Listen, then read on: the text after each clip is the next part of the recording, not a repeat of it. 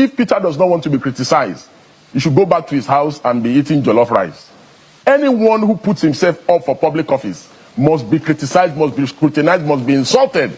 Anybody who feels too big to be criticized or too big to be insulted, and it is his mentality that his aides and his obedient mob, that is the same mentality they have. Former Governor Peter Obi has threatened to drag Nigerian lawyer and activist Deji Adeyanju to court over alleged defamation, escalating a dispute that began after the latter sued Mr. Obi's female aide, Sarah Ibrahim, for defaming his wife. In a demand notice seen by this channel, Mr. Obi's lawyers, Jesse Men and Co-Madiba Chambers, accused the activist of making repeated derogatory remarks against the former governor on social media platforms, particularly X.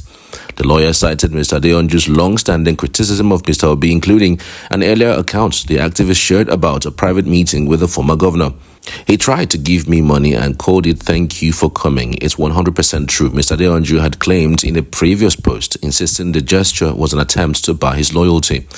The notice also referenced a more recent post made on August 21 in which Mr. Adeyanju accused Mr. Obi of investing state funds in a company in which his family allegedly had interests during his time in office. Reacting on Wednesday night, Mr. Adeyanju mocked the legal threat on a Facebook post. He says, quote, "Just got this letter from Peter Obi, the religious bigot, demanding the retraction from me. I laughed so hard, I can't wait to meet him in court. Finally, a fraud parading himself as a messiah," he wrote. The activist added that he had earlier sued Ms. Ibrahim, accusing her of calling his wife an OnlyFans whore and publishing unprintable things about her after he criticized Mr. Obi online. Adeyanju continued by saying that, quote, "We served his little errand girl, Sarah, a letter to retract all half-defamatory publications on Monday against my wife, and she ran to the leader of the mob for help." Mr. Adeyanju said, "Obi cannot save her, and I am ready for him in court, 100%. Super happy he sent that letter. It proves what we have always suspected. He is the one sending them to defame people online because they are his aides." In her defense, Ms. Ibrahim claimed she only mocked Mrs. Adeyanju for posting suggestive photos online, but did not call her a prostitute. If Peter does not want to be criticized, he should go back to his house and be eating jollof rice. Anyone who puts himself up for public office must be criticized, must be scrutinized, must be insulted. Anybody who feels too big to be criticized or too big to be insulted, and it is his mentality that his aides and his obedient mob, that is the same mentality they have. That, oh, our candidate cannot be criticized, but Enugu can be called a drug lord, Atiku can be called a looter, a thief, but our candidate cannot be criticized. Supreme Court judges can be named and shamed. Court of Appeal judges can be intimidated and criticized and even say they should go and lynch their children. You understand? But our candidate, we draw the line when our candidate is involved. So this is the political hypocrisy of these political extremists that we must never allow in our polity. We saw it under the Buharists. They didn't want anybody to criticize or analyze their candidate. And this is the same thing. Mr. Peter was the one that put himself up to be president. If he doesn't want me to criticize, I'm not insulting any obedient, I'm not insulting anybody. It is the man that has put himself up for president. I'm analyzing. I'm saying that, oh, as governor, you did this. You went around churches in this country to go and say church should take back their country. You spoke with Bishop Oyedepo and said that the election is a religious war. Therefore, you are a religious bigot. There's nothing I'm saying that is not in public domain. There's nothing I'm saying, or there's nothing I've said, or the things I've said. The only thing else that I forgot to say is that is a political prostitute, which I've now added. So you should add it to the suit. Mr. Adeyanju, a consistent critic of Mr. Obi, has long dismissed the Labour Party leader's political ambitions, insisting that he will never become Nigeria's president. He also clashed repeatedly with Mr. Obi's supporters known as Obedience over his online commentaries. Mr. Obi's lawyers are demanding a public retraction of the alleged defamatory posts, along with an unreserved apology from Mr. Adeyanju. The activist, however, vowed to face the governor in court. So this is an interesting development. We can only tell the story with what we have seen from the premise of Mr. Adeyanju. But in all, really, I'm stunned by this development. But before I actually go on with this analysis, I want us to basically watch this video. This is just a very funny video that I came across just few months ago between Mr. Adeyanju and Shore. Just watch this. How you buy job? Which job? Which job you won't buy? Which job is that? Which job? We don't open my bar, begin the talk. Which job? It's not the public building. What is the talk about? What's wrong with you? Not the public building. It's not a public building. Is it not a public building? What is he talking about? Which EFCC? Any job? Which job? Any job? Which job? You know they do wait for people there outside. You already obsessed. We dey pass. You know they look for our trouble. We dey pass. We got to be obsessed with the position. We dey pass with the oppression. People not to pass. Which kind of that? What's the concern you with us? We dey pass. We enter on our office. What's wrong with you? You are not professional at all. No, that's wrong what you were saying. Start harassing people because you carry gun. He told him that he cannot just they pass. This man talk saying you don't go fit do it. It's not a public building. He cannot take picture of EFCC. It's not a public building. He said you go buy job if you take picture of EFCC.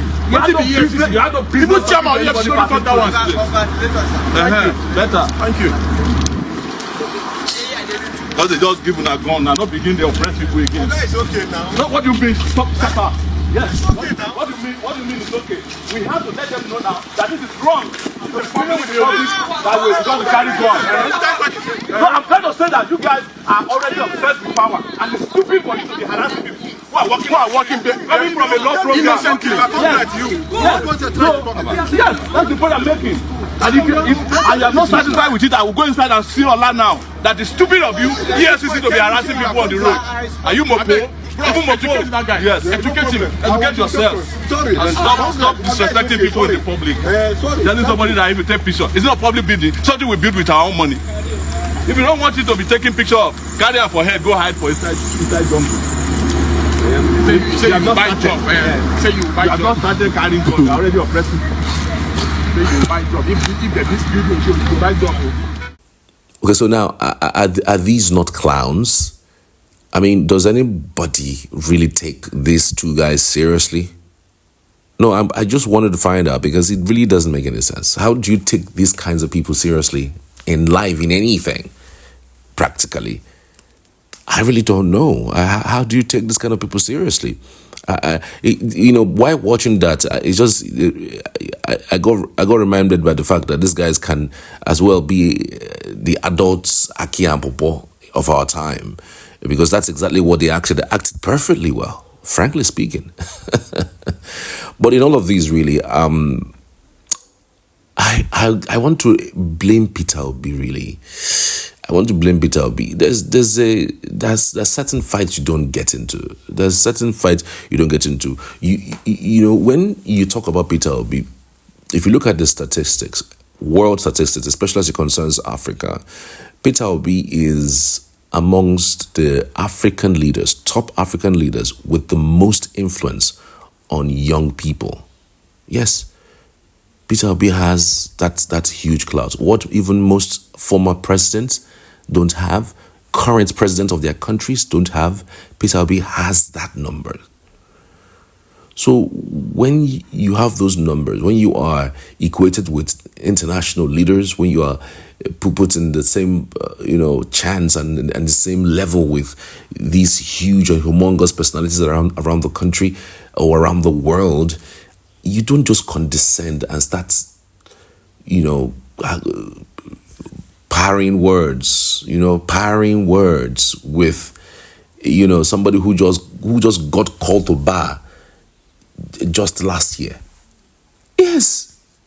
I mean, Peter Obi, if for any reason, Peter Obi should be having issues with SANs, presidents, governors.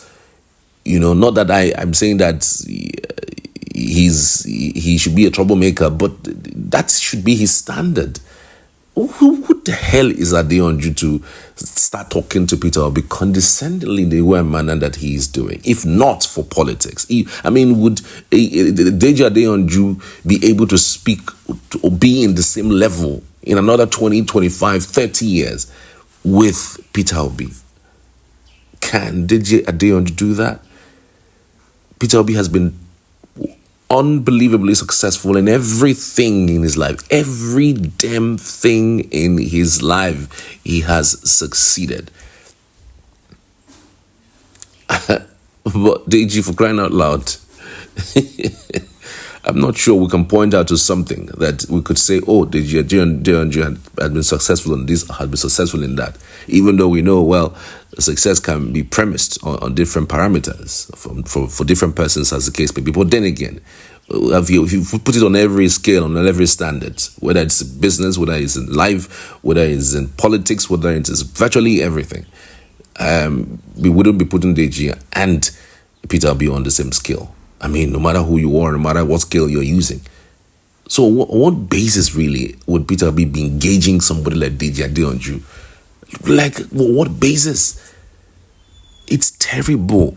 It's terrible. And I also feel that Peter Obi should now begin to let go of these things. I mean, this same Deji Adeyanju, do you know how many times he had thrown a lot of tantrums at Wike? I see him talking brashly, anyhowly against Tinubu, against Wike, you know, in that FCT that they are in, and they frankly do nothing. You know, Wike just who is this one I want to come and start talking to or start having, you know, regurgitating words with? Like, who the hell are you? So, for me, I don't know. This story is just from one-sided, but I'm hell-bent and sure that the matter will lead to nowhere. Frankly speaking, it will lead to nowhere. There will be nothing that would happen about this case. I hope Peter Obi just withdraws from this particular matter if I thought it was true. But even if it is, I mean, Sarah should be the one to handle this and then support her from the hindsight, not jump into the fray. I'm just saying that if it is true. But then if in things like this, I mean, the other day I heard him trying to respond to Showore's allegations about him not being able to visit the Pope in France, and then the fact that he used his bank for some sort of fraudulent activities, so you would wonder really, who takes Sahara reporters by Showore seriously? Who does that? Like, why do it? Sometimes I just feel like engaging in those things, engaging in those smear campaigns, just gives it legitimacy. I don't know if you understand that, because somebody can write something against you, not that they have facts, but they just want to poke you, to hear what you say. And then most of the time, when you speak is when the story even gets traction. Yes, when you respond to a story, if you've noticed, I work online a lot. It's only when a response happens, that's when the story gets traction. It is not when the words are banded, because people know that the platform is not credible, and that for the fact that he hates the people whom he writes about, most of the time, it's one reason to maybe just read and gloss and this one they talk rubbish, and it goes away. But when you keep responding to anybody and any paper that comes up and writes something against you, you now want to respond to it. It just gives you track. It gives the paper traction. And people do those things just to gain attention. Trust me, just to gain attention, gain clickbait, and cash out from that platform. So it's just neither here nor there. I'm just saying, like, it's not everything. There's more like Adeyanju. You want to go to Adeyanju. I don't know what you guys think too. Just tell me what you think. I'd love to really hear from you.